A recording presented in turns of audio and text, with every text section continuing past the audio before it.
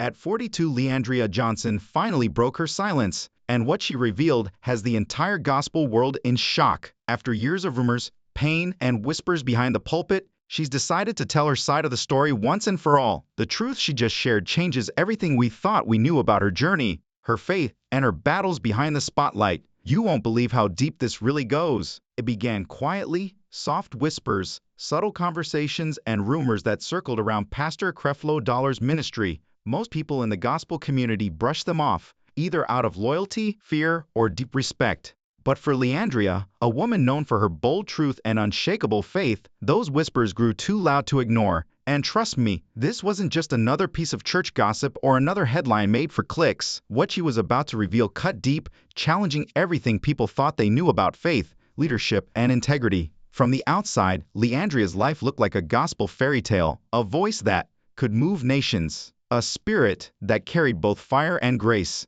and a testimony born from pain, loss, and redemption. She had seen storms and survived them all, but behind that powerful stage presence was a woman quietly watching and questioning. For years, For years, she told herself to stay silent, to keep the peace. Maybe she was wrong, maybe she was just overthinking, but time has a way of revealing truth, and eventually, the signs became too clear to ignore, because while the public saw Pastor Creflo Dollar as a figure of prosperity and divine success, Leandria began to see something different. Small cracks behind the perfect image, patterns that pointed to something far more complicated than anyone dared to admit. She began to notice things that didn't sit right with her spirit, decisions that didn't match the words preached from the pulpit, promises that sounded holy on Sunday but felt hollow by Monday. She watched as power became a tool, influence became a weapon, and money began to move faster than prayer. At first, she tried to dismiss it, telling herself maybe she was reading too much into it. After all, this was Creflo Dollar, a man millions admired, a leader many believed could do no wrong. But the more she saw, the heavier the truth became. Leandria had always been fearless, but she wasn't naive. She knew that in the gospel world, questioning authority could cost you everything: your platform, your peace, even your purpose. It was easier to sing about truth than to confront it, but deep down, something inside her started to stir, a conviction she couldn't silence anymore. It didn't happen all at once. It built slowly, through late-night thoughts, hushed conversations, uneasy glances in church meetings, and quiet disagreements. Uneasy glances in church meetings, and quiet disagreements that never made it to the stage. Each moment added up, painting a picture she could no longer ignore. Friends warned her to walk away. Don't say anything, they told her. This is bigger than you. But Leandria had reached a point of no return. She wasn't driven by revenge or pride. She was driven by truth. And when truth starts burning in your spirit, silence becomes impossible. Without honesty, she felt, faith was nothing. The length of time she bore this load before speaking up will astound you. She felt compelled to speak every time she attempted to remain silent, as though God himself were pressing her to do so. And it started like this. As Leandria continued to observe, she began to realize that the issue wasn't with a single individual, but rather as a call for clarity and accountability, rather than as a strategy to destroy. The entire system was based on power and image. She observed leaders who prioritized wealth over worship and status above service. This narrative is unique since Leandria wasn't merely an outsider critiquing from a distance. She observed people who were scared to express questions for fear of losing their position in the circle of influence. The universe she was now disclosing was inside her. She had lived it, felt it, and witnessed it firsthand. Then, the tipping point arrived. After years of singing about truth, she realized she had to live it as well. She knew her words would cause a storm, that some people would turn against her, but she also knew that true faith sometimes means standing alone. It wasn't a single event, but rather a series of moments that culminated in her saying, "Enough is enough." You won't believe how emotional that moment was for her. After much thought and prayer, she decided to speak up. She didn't want to stir up controversy or make headlines. Instead, she wanted accountability, transparency, and to shine a light where it had been too long. This is where faith came into play, because once she spoke, there was no turning back. The crazy thing is that her revelation made the entire gospel community uncomfortable, not just one man's leadership. Those who had previously praised her began to watch her suspiciously. Some called her brave, while others called her reckless. However, she felt at peace for the first time in years, because she had finally let go of the truth she had been holding. The silence that surrounded Pastor Creflo Dollar's ministry started to break when Andria Johnson finally spoke up. Her words weren't motivated by rage, but rather by years of observing, hearing, and comprehending what actually transpired behind the public persona. It made people transpired behind the public persona. It made people examine what had been concealed beneath the surface. It wasn't just about money, fame, or decisions made behind closed doors. Her statement seemed straightforward at first, just a few straightforward words about truth and accountability, but as her interview went on, people realized that she wasn't holding anything back. She spoke in a calm manner, but each sentence had weight, as if she had been waiting her entire life to say it. You won't believe what she revealed next. The image of holiness becomes more important than the practice of it. Her words were incisive but sincere, and she described times in the ministry that troubled her. She said that the charisma, sermons, promises, and stage presence didn't always match what was happening behind the scenes. The startling thing is that she said there were times when choices concerning money, power, and influence were made for control rather than spiritual development. They weren't said to destroy anyone, but rather to reveal a truth that had been hidden for far too long by fear and loyalty. I didn't accuse directly, but I hinted at inconsistencies that raised eyebrows even among insiders. Andria said she had witnessed instances where ministry funds were handled in ways that didn't fully align with the message preached from the pulpit. And the most bizarre part was that some of these moments were so subtle that only those close to the inner circle would notice them. You won't believe how many people later reached out to her privately, thanking her for saying what they couldn't. Andria made it clear she wasn't attacking Pastor Dollar personally, and she described meetings where questions were dismissed, staff who remained silent out of fear, and people who left quietly when they realized their faith was being tested in ways they never imagined. What sets this story apart is that she didn't just focus on one church or one leader, arguing that this pattern existed in many ministries where image had supplanted authenticity. She talked about how leaders were treated like celebrities, how questions were interpreted as disrespect, and how pressure to look flawless on stage stifled honesty behind the scenes. She was challenging a culture that had grown too accustomed to secrecy. As word got out, the gospel community began to buzz, with people who had previously praised Creflo Dollar's teachings now re-watching his sermons with fresh perspectives. She said it wasn't just about preaching prosperity, but about living it in ways that occasionally blurred the line between faith and finance. Some insiders confirmed parts of Andria's story, whispering that they, too, had seen things that didn't feel right, while others swiftly defended Dollar, claiming that her statements were taken out of context or exaggerated. However, this is where things get interesting. Andria refused to back down, saying, "If telling the truth shakes the system, then maybe the system needs to shake." Her bravery caused a stir on social media, and you won't believe how quickly her name started trending. Hashtags started to appear, with some accusing her of attempting to destroy the church, and others praising her as a hero of truth. "This isn't gossip," she said. "This is about accountability." But here's the shocking part. Andria hinted that what she revealed was only a small part of a much larger picture. And although the division was clear, she didn't seem bothered by it, saying she anticipated the backlash and that's why she took her time before speaking. "I don't want to destroy anyone," she said softly. "I just want the truth to have a voice." That one line changed everything, letting people know she wasn't chasing headlines. She said she didn't say some things in public because they involved people who were still in the ministry, people she wanted to protect.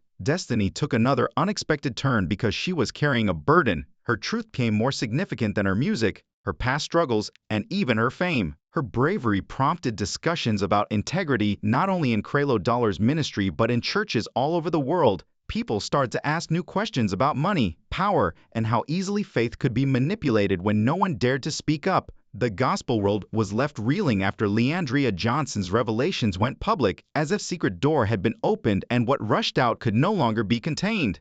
Andria's choice became a mirror for the entire gospel world, and as she spoke, it wasn't just her voice echoing anymore, but the voice of countless others who had been silent for too long. You won't believe how quickly things changed. Just a few hours later, social media was ablaze with responses from churchgoers, gospel musicians, and fans. Some praised Andria for speaking truth to power, while others accused her of stepping over a line that should never have been crossed. But here's the shocking part. She had touched something deep inside people that had been quietly building for years, and now no one could ignore her. Let me tell you, this wasn't just a moment, it was a movement. Her interview videos went viral, hashtags started trending, and comment sections became heated debates. The interesting part is that Leandria's story became more than just about Pastor Creflo Dollar, became a mirror reflecting the contradictions and struggles within contemporary church leadership as people began to quote her, analyze her tone, and share their own experiences from ministries across the nation. Many who had previously remained silent about their experiences in mega churches started to speak up, claiming that her bravery gave them the strength they were unaware they possessed. Other gospel musicians responded, revealing the division in the community, while others publicly stood by her side, claiming she was simply expressing what everyone already knew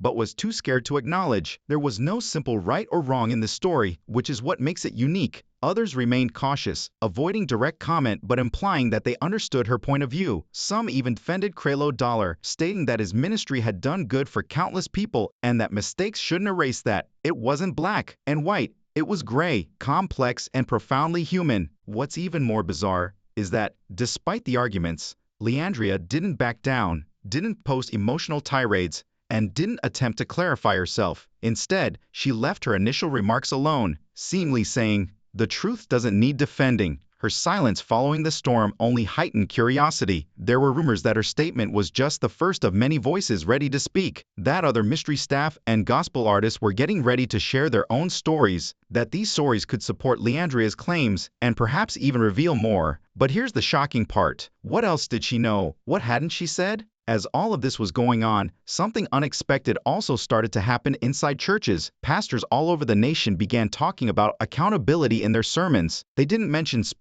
about accountability in their sermons. They didn't mention specific names, but their words were powerful, and you could hear the uneasiness in their voices, as though Leandria's truth had made everyone in positions of authority take a hard look in the mirror. It was a wake-up call for some, a warning for others, and an emotional, perplexing, and fascinating experience for the audience watching all of this unfold. Destiny took yet another unexpected turn when even mainstream media started to cover the story, with news outlets that typically avoided discussing gospel controversies starting to run segments about Leandria's revelations. One woman's voice became a movement that questioned how faith, fame, and money can sometimes blur into something unrecognizable. While some journalists questioned whether she was brave or reckless, others praised her for speaking out in a society that frequently shields those in power. Her story had transcended gospel and become national. In interviews, Leandria said she had no animosity toward Pastor Dollar but believed in the power of truth. What even more bizarre is that even people outside the church started to join the conversation, with some seeing her as a symbol of truth and others fearing she had opened a door that might never be closed.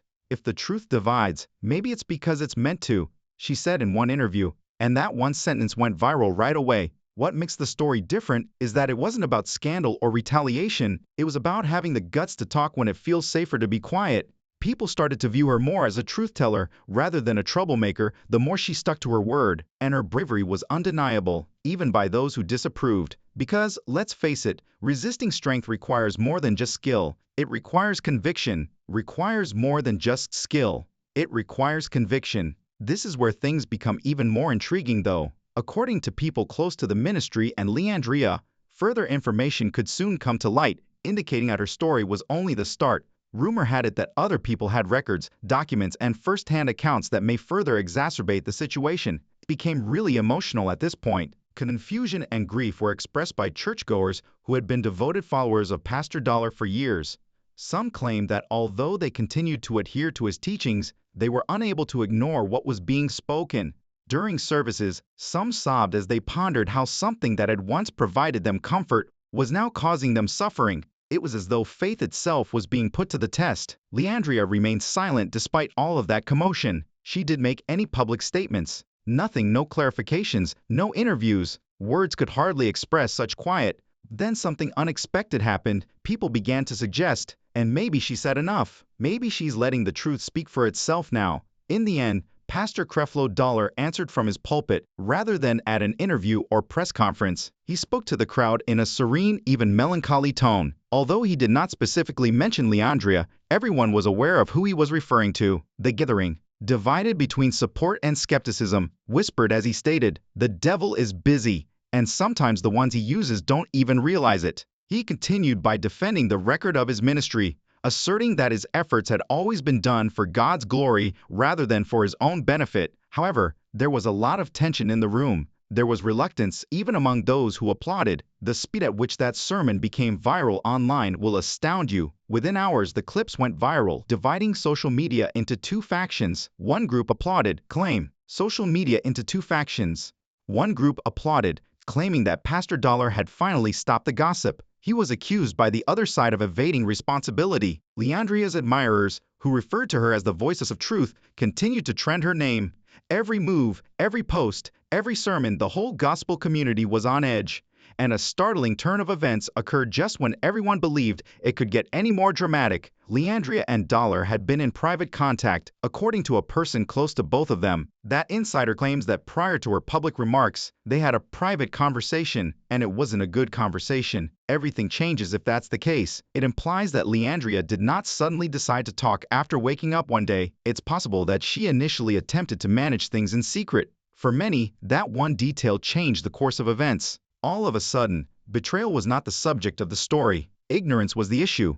For those who had been paying careful attention, her quiet following that talk suddenly made sense. The quiet of guilt, wasn't it? It was the quiet of someone who was done trying to be believed and had already made her peace. The commotion gradually started to calm down. As time went on, churches began to have candid conversations about financial ethics, transparency, and leadership. People who had previous ethics, transparency, and leadership. People who had previously obeyed without question started to inquire, not out of disobedience but rather out of personal development. Even if a lot of people made an effort to move on, the tale of Andria and Pastor Dollar served as a constant reminder of how precarious the equilibrium between religion and authority can be. The fact that the story did not end in devastation is what gives it such impact. Awakening was the end of it. Both sides were compelled to think, to recover, and to realize that truth, no matter how painful, always triumphs. At the end of it all, Andria went back to her favorite thing, music. However, the sound of her songs had changed. They were more than just tunes, they served as testimonials. The weight of everything she had experienced was evident in every line. The conflict, the criticism, the bravery, and the serenity she at last experienced. Everyone could see that her music spoke for her, even though she never brought up the topic again. In a last twist, months later, she merely smiled and remarked, "If truth costs you peace, it's still worth the price." When asked if she regretted speaking out in an interview, everything was summed up in that one sentence: the suffering, the fortitude, and the reason for everything. Because there are instances when the true story isn't about right or wrong, it concerns who had the courage to stand up when everyone else remained mute. And that's precisely what made the story of Andria Johnson so remarkable. A tale that rocked the gospel world while simultaneously serving as a reminder that faith devoid of veracity is meaningless.